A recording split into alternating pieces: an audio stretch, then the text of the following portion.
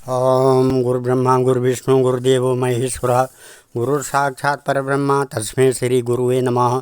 वंदे देव उमापतिं सुरगुरुं वंदे जगत्कारणं वंदे पन्नगभूषणं मृगधरं वंदे पशूनां पतिं वंदे सूर्यशशाङ्कवह्निनयनं वंदे मुकुन्दप्रियं वंदे भक्तजनाश्रयं च वरदां वंदे शिवं शङ्करम् आदौ रामतपोवनादिगमनं हत्वा मृगं काञ्चनं वैदेही हरणं जटायुमरणं सुग्रीवसंभाषणं बालीनिग्रहणं समुद्रतरणं लङ्कापुरीदाहनं पश्चाद् रावणकुम्भकर्णहननम् एतत् श्री रामायणम। भगवान सियापति रामचंद्र जी के चरण कमलों में नतमस्तक होकर के हम ये श्रीमद् रामचरितमानस अयोध्या कांड के 244 दोहे से आगे की कथा पढ़ रहे हैं, जो इस प्रकार है। गुरु तिय पद बंदे दो बाई सहित विप्रतिय ते संग आई गंग गौरी सम सब सनमानी दे अशीष मुदित मृदुबानी। फिर दोनों भाइयों ने ब्राह्मणों की स्त्रियों सहित जो भरत जी के साथ आई थी, गुरु जी की पत्नी अरुंधति के चरणों की वंदना की और उन सबका गंगा जी तथा गौरी जी के समान सम्मान किया। वे सब आनंदित होकर कोमल वाणी से आशीर्वाद देने लगी। गई पद लगे सुमित्रा अंका जनो भेंट संपत्ति अतिरंका पुण्य जननी चरणन दो भ्राता परे प्रेम व्याकुल सब गाता। तब दोनों भाई पैर पकड़कर सुमित्रा जी की गोद में जा चिपटे, मानो किसी अत्यंत दरिद्र को संपत्ति से भेंट हो गई हो। फिर दोनों भाई माता कौशल्या जी के चरणों में गिर पड़े। प्रेम के मारे उनके सारे अंग शिथिल हैं। अति अनुराग अम्ब उरलाये नयन स्नेह सलिल अन्वाये ते अवसर कर हरस विषादु किमि कवि कहे मूक जिम स्वादु। बड़े ही स्नेह से माता ने उन्हें हृदय से लगा लिया और नेत्रों से बहे हुए प्रेमाश्रुओं के जल से उन्हें नहला दिया। उस समय के हर्ष और विषाद को कवि कैसे कहें, जैसे गूंगा स्वाद को कैसे बतावे। मिली जाने सानुज रघुराऊ गुरु सन कहो कि हरिव पाऊ पुरजन पाए मुनीष नियोगु जल थल तकी तकी उतरे लोगु। श्री रघुनाथ जी ने छोटे भाई लक्ष्मण जी सहित माता कौशल्या के से मिलकर गुरु से कहा कि आश्रम पर पधारिए। तदंतर मुनीश्वर वशिष्ठ जी की आज्ञा पाकर अयोध्यावासी सब लोग जल और थल का सुविधा देखकर उतर गए। मैसूर मंत्री मातु गुरु गणे लोग लिए साथ पावन आश्रम गवन के भरत लखन रघुनाथ। ब्राह्मण पत्नी माताएं और गुरु आदि गिने चुने लोगों को साथ लिए हुए भरत जी, लक्ष्मण जी और श्री रघुनाथ जी पवित्र आश्रम को चले। सिया आए मुनिवर पग लागे उचित आशीष लय मन मागी। गुरु तहीं मुनि तहीं समेता मिली प्रेम कही जाए न जेता। सीता जी आकर मुनि श्रेष्ठ वशिष्ठ जी के चरणों लगी और उन्होंने मन मांगी उचित आशीष पाई। फिर मुनियों की स्त्रियों सहित गुरु पत्नी अरुंधति जी से मिली। उनका जितना प्रेम था वह कहा नहीं जाता। बंदी बंदी पगसिय सब ही के आशीर वचन लहे प्रिय जी के। सासु सकल सब सिय ही न्यारी मुदे नयन सैमी सुकुमारी। सीता जी ने सभी के चरणों की अलग अलग वंदना करके अपने हृदय को प्रिय अनुकूल लगने वाले आशीर्वाद पाए। जब सुकुमारी सीता जी ने सब सासुओं को देखा तब उन्होंने सहम कर अपनी आंखें बंद कर ली। परी बधिक बस मनहु मराली कहा कि न कर तार कुचाली। तीन सिया निरखी निपट दुख पावा सो सब सयु सो देव सुहावा। साधुओं की बुरी दशा देकर सासुओं की बुरी दशा देकर उन्हें ऐसा प्रतीत हुआ मानो राजहंसनिया बधिक के बस में पड़ गई हो। मन में सोचने लगी कि कुचाली विधाता ने क्या कर डाला। उन्होंने भी सीता जी को देखकर बड़ा दुख पाया। सोचा जो कुछ दैव सहावे वह सब सहना ही पड़ता है। जनक सुता तब उर्धरि धीरा नील नलिन लोयन भरि नीरा। मिली सकल सासुन सिय जाई ते अवसर करुणामयी छाई। तब जानकी जी हृदय में धीरज धरकर नील कमल के समान नेत्रों में जल भरकर सब सासुओं से आ जाकर मिली। उस समय पृथ्वी पर करुण रस छा गया। लागे तब सबने सिया भेंट अति अनुराग, हृदय आशीष प्रेम बस रही अऊँ भरी सुहाग। सीता जी सबके पैरों लग कर अत्यंत प्रेम से मिल रही है और सब सासुएं स्नेह बस हृदय से आशीर्वाद दे रही हैं कि तुम सुहाग से भरी रहो, अर्थात सदा सौभाग्यवती रहो। विकल स्नेह से सब रानी बैठन सबें कहूँ गुरु ज्ञानी, कही जग गति माइक मुनिनाथा, कहे कछुक परमारथ गाता। सीता जी और सब रानियाँ स्नेह के मारी व्याकुल हैं। तब ज्ञानी गुरु ने सबको बैठ जाने के लिए कहा। फिर मुनिनाथ वशिष्ठ जी ने जगत की गति को माइक कहकर, अर्थात जगत माया का है, इसमें कुछ भी नित्य नहीं है, ऐसा कहकर कुछ परमार्थ की कथाएं बातें कही। नृप कर सुरपुर गवन सुनावा, सुने रघुनाथ दुसह दुख भावा। मरण हेतु निज नेहु विचारी, वे अति विकल धीर धुरधारी। तदंतर वशिष्ठ जी ने राजा दशरथ जी के स्वर्ग गमन की बात सुनाई, जिसे सुनकर रघुनाथ जी ने दूसरा दुख पाया और अपने प्रति उनके स्नेह को उनके मरने के कारण विचार कर धीर धुरंधर श्री रामचंद्र जी अत्यंत व्याकुल हो गए। कुलिस कठोर सुनत कुटुबानी, बिलपत लखन सिय सब रानी। शोक विकल अति सकल समाजु, मानव राज आकाजु आजू। वज्र के समान कठोर कड़वी वाणी सुनकर लक्ष्मण जी, सीता जी, सब रानियां विलाप करने लगी। सारा समाज शोक से अत्यंत व्याकुल हो गया, मानो राजा आज ही मरे हों। मुनि भर बहुली राम समझाए, सहित समाज सुसरित नाये। व्रत निरंबुति दिन प्रभु कीना, मुनि कहे जल काऊ न लीना। फिर मुनि श्रेष्ठ वशिष्ठ जी ने श्री राम जी को समझाया। तब उन्होंने समाज सहित श्रेष्ठ नदी मंदाकिनी जी में स्नान किया। उस दिन प्रभु श्री रामचंद्र जी ने निर्जल व्रत किया। मुनि वशिष्ठ जी के कहने पर भी किसी ने जल ग्रहण नहीं किया। भोर भये रघुनंदनी, जो मुनि आयुष दीनी। श्रद्धा भगति समेत प्रभु सो सब साधुर कीनी। दूसरे दिन सवेरा होने पर मुनि वशिष्ठ जी ने श्री रघुनाथ जी को जो जो आज्ञा दी, वह सब कार्य प्रभु श्री रामचंद्र जी ने श्रद्धा भक्ति सहित आदर के साथ किया। करि पितु किया वेद जस बरनी, भे पुनीत पातक तम तरनी। जासु नाम पावक अग सुतूला, सुमिरत सकल सुमंगल मूला। वेदों में जैसा कहा गया है कि उसी के अनुसार पिता की क्रिया करके पाप रूपी अंधकार के नष्ट करने वाले सूर्य रूप श्री रामचंद्र जी शुद्ध हुए, जिनका नाम पाप रूपी रूई के तुरंत जला डालने के लिए अग्नि है और जिनका स्मरण मात्र समस्त शुभ मंगलों का मूल है। शुद्ध सो भयं साधु संबत अस, तीरथ आवान सुरसरि जस। शुद्ध भये दुई बासर बीते, बोले गुरु सन राम प्रीते। वे नित्य शुद्ध बुद्ध भगवान श्री राम जी शुद्ध हुए। साधुओं की ऐसी संपत्ति है कि उनका शुद्ध होना वैसा ही है जैसा तीर्थों के आह्वान से गंगा जी शुद्ध होती है। गंगा जी तो स्वभाव से ही शुद्ध है, उनमें जिन तीर्थों का आह्वान किया जाता है उल्टे हुए ही गंगा जी के संपर्क में आने से शुद्ध हो जाते हैं। इसी प्रकार सच्चिदानंद रूप श्री राम तो नित्य शुद्ध हैं, उनके संसर्ग में कर्म ही शुद्ध हो गए। जब शुद्ध हुए 2 दिन बीत गए, तब श्री रामचंद्र जी प्रीति के साथ गुरु जी से बोले, नात लोग सब निपट दुखारी, कंद मूल फल अम्बु आहारी। सानुज भरत सचिव सब माता, देख मोही फल जिमें युग जाता। है नाथ, सब लोग यहाँ अत्यंत दुखी हो रहे हैं, कंद मूल फल और जल का ही आहार करते हैं।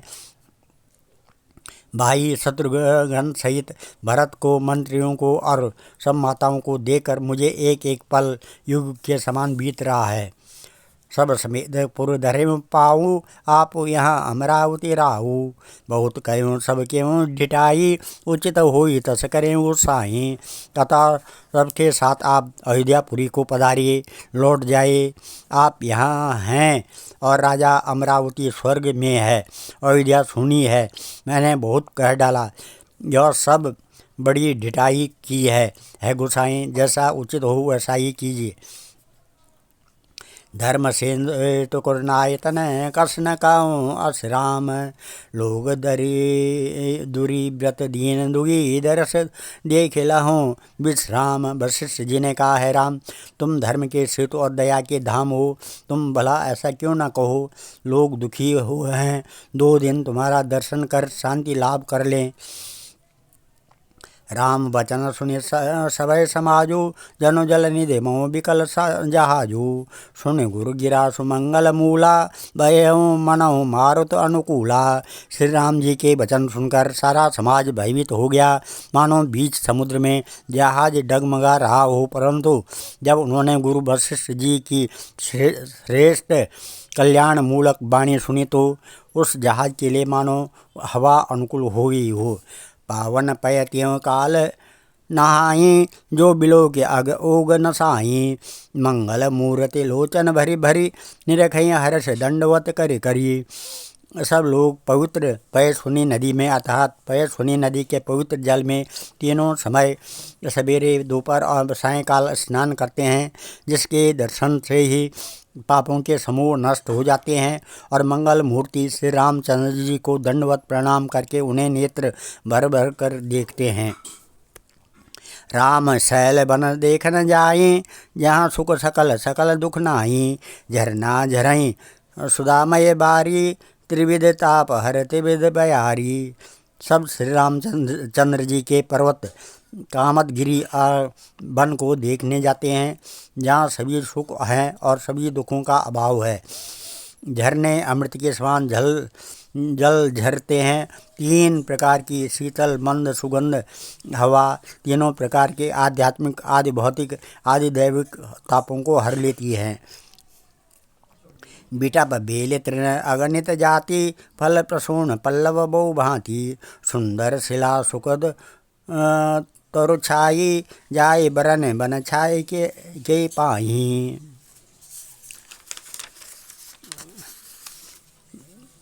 असंख्य जाति के वृक्ष लताएं और तृण हैं तथा बहुत तरह के फल फूल और पत्ते हैं। सुंदर शिलाएं हैं, वृक्षों की छाया सुख देने वाली है। वन की शोभा किससे वर्णन की जा सकती है। शरण सरोवर जल बिहग, कूजत गुंजत भृंग। बैर विगत बिहरत विपिन, मृग विहंग बहुरंग। तालाबों में कमल खिल रहे हैं, जल के पक्षी कूज रहे हैं, भौरें गुंजार कर रहे हैं और बहुत रंगों के पक्षी और पशु वन में बैर रहित होकर विचार कर रहे हैं। कोल किरात भील बनवासी, मधु सुचि सुंदर स्वादु सुदासी।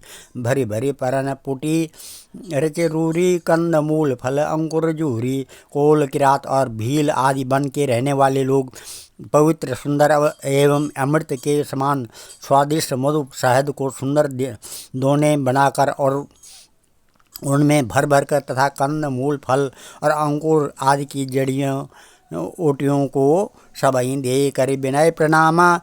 कई कई स्वाद भेद गुण नामा, देही लोग बहु मूल न लेही। फेरत राम दुहाई देही। सबको विनय और प्रणाम करके उन चीज़ों के अलग अलग स्वाद भेद प्रकार गुण और नाम बता कर देते हैं। लोग उनका बहुत दाम देते हैं पर वे नहीं लेते और लौटा देने में श्री राम जी की दुहाई देते हैं। कहें स्नेह मगन मृदुबानी, मानत साधु प्रेम पहचानी। तुम सुखती हम नीच निषादा, पावा दर्शन राम प्रसादा। प्रेम में मग्न हुए कोमल वाणी से कहते हैं कि साधु लोग प्रेम को पहचान कर उसका सम्मान करते हैं, अर्थात आप साधु हैं, आप हमारे प्रेम को देखे, दाम देकर या वस्तुएं लौटा कर हमारे प्रेम का तिरस्कार न कीजिए। आप तो पुण्यात्मा हैं, हम नीच निषाद हैं। श्री राम जी की कृपा से ही हमने आप लोगों के दर्शन पाए हैं। हमारी अगम अति दरस तुम्हारा, जस मरु धरन देव धुनि धारा। राम कृपाल निषाद निवाजा, परिजन प्रजव चाहूँ जस राजा। हम लोगों को आपने दर्शन बड़े ही दुर्लभ हैं। जैसे मरुभूमि के लिए गंगा जी की धारा दुर्लभ है, देखिए कृपालु श्री रामचंद्र जी ने निषाद पर कैसे कृपा की है। जैसे राजा है वैसे ही उनके परिवार और प्रजा को भी होना चाहिए। यह जिय जान संकोच तजी करें छोल किनेऊ, हमें कृतारथ करन लगी फल तृण अंकुर लेहू। हृदय में ऐसा जानकर संकोच छोड़कर और हमारा प्रेम देकर कृपा कीजिए और हमको कृतार्थ करने के लिए ही फल तृण और अंकुर लीजिए। तुम प्रिय पाहुने बन पगुधारे, सेवा जो गुण भाग हमारे। देव काह हम तुम्हें गुसाएं, ईदन पात किरात मिताई। आप प्रिय पाहुने वन में पधारे हैं, आपकी सेवा करने के योग्य हमारे भाग्य नहीं है स्वामी। हम आपको क्या देंगे। भीलों की मित्रता तो बस ईंधन लकड़ी और पत्तों ही तक है। यह हमारी अति बड़ी सेवकाई, ले न बासन बसन चुराई। हम जड़ जीव जीव जन घाती, कुटिले कुचाले कुमति कुजाती। हमारी तो यही बड़ी भारी सेवा है कि हम आपके कपड़े और बर्तन नहीं चुरा लेते। हम लोग जड़ जीव हैं, जीवों की ही हिंसा करने वाले हैं, कुटिल कुचाली कुबुद्धि और कुजाति के हैं।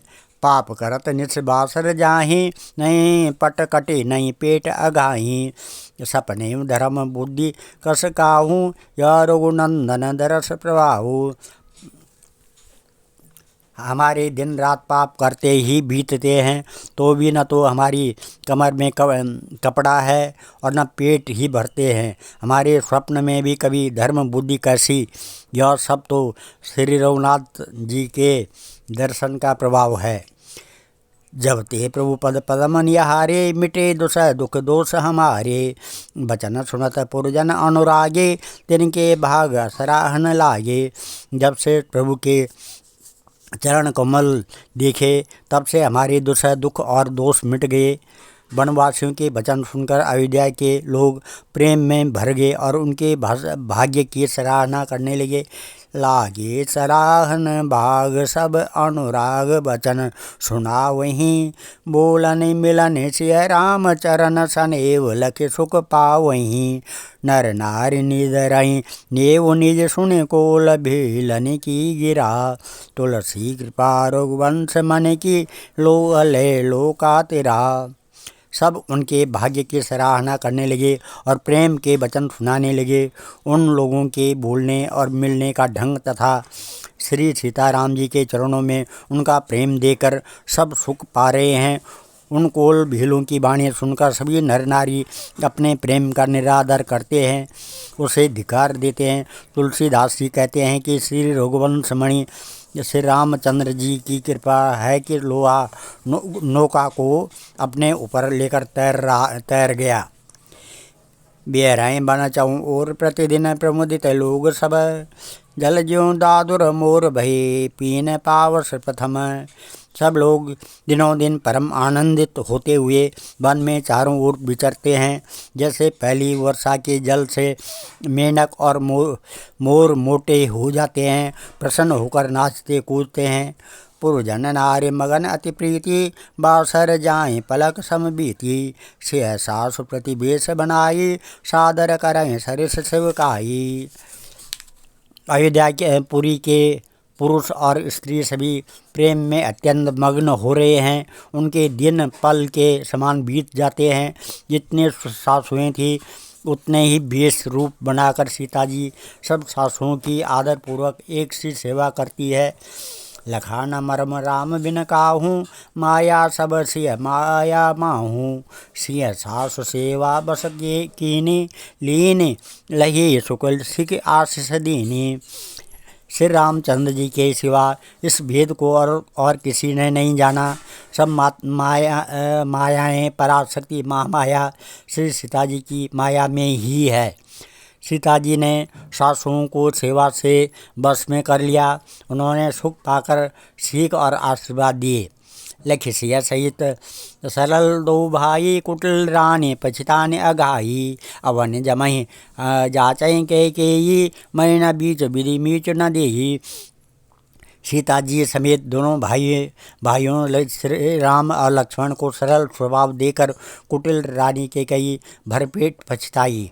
वह पृथ्वी तथा यमराज से याचना करती है किंतु धरती बीच फटकर समा जाने के लिए रास्ता नहीं देती और विधाता मौत नहीं देता।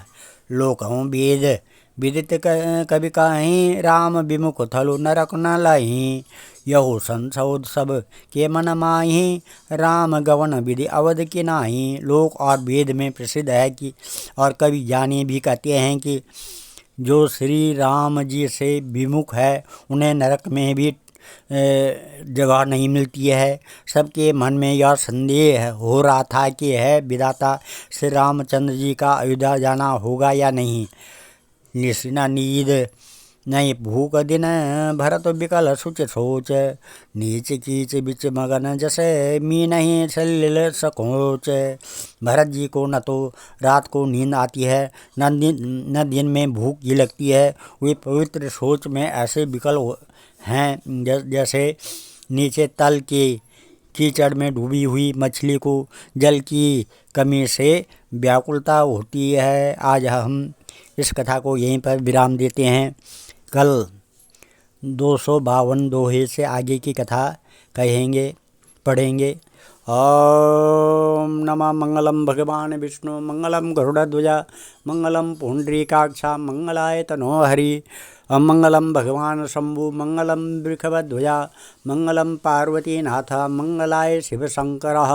ओम सर्वमंगल मांगल्ये शिवे सर्वार्थ साधिके शरणे त्र्यंबके गौरी नारायणी नमस्तुते। अन्नपूर्णे सदा पूर्णे शंकर प्राण वल्लभे ज्ञान सौभाग्य सिद्ध्यर्थम भिक्षां देहि च पार्वती। हम सर्वे भवन्तु सुखिनः सर्वे सन्तु निरामया सर्वे भद्राणि पश्यन्तु मा कश्चित् दुःख भाग् भवेत्। धन्यवाद।